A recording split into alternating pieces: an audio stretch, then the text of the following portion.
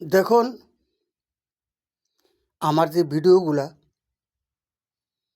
আপনারা ভিডিওগুলা শুনেন, দেখেন, দেখে পর্যবেক্ষণ করে কথাগুলো যে আমি বলছি, এগুলো কিন্তু 100% সত্য আমাদের এগুলো প্রয়োজন।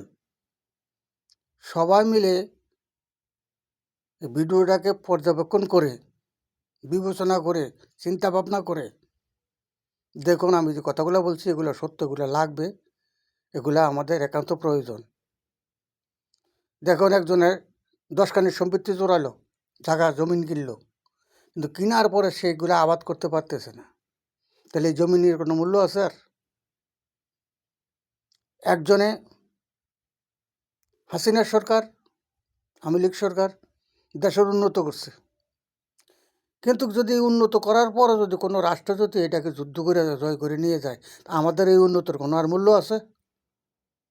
আমাদের এই ট্যাক্সের পয়সাগুলোর কোনো আর মূল্য আছে? আমাদের ট্যাক্সের পয়সা দিয়ে তো উন্নত করছে, না আর পকেটের পয়সা দিয়ে করে নাই তো, আমাদের পয়সা দিয়ে করছে। এতে করছে, তাইলে এগুলো যদি অন্য আরেক রাষ্ট্র নিয়ে যায়, তো আমরা আর এগুলার মূল্য কী? আমাদের আর ট্যাক্সের কোনো মূল্য আছে? আমাদের কোনো আর মূল্য আছে? মূল্য নাই। একজনে 10 কোটি টাকা দিয়ে একটা বিল্ডিং করলো, ফ্ল্যাট বাড়ি করলো, করার পর যদি অন্য কেউ নিয়ে যায়, এটা যদি সে ব্যবহার করতে না পারে, এটা যদি তার কাজে না লাগে, তো এটা করার কোনো আর মূল্য আছে? তদ্রূপ এরকম আমরা যতই নাকি সাজুগুজু করি, আমরা সমস্ত কিছু দিয়ে উন্নতমান, কিন্তু আমরা নিরস্ত্র।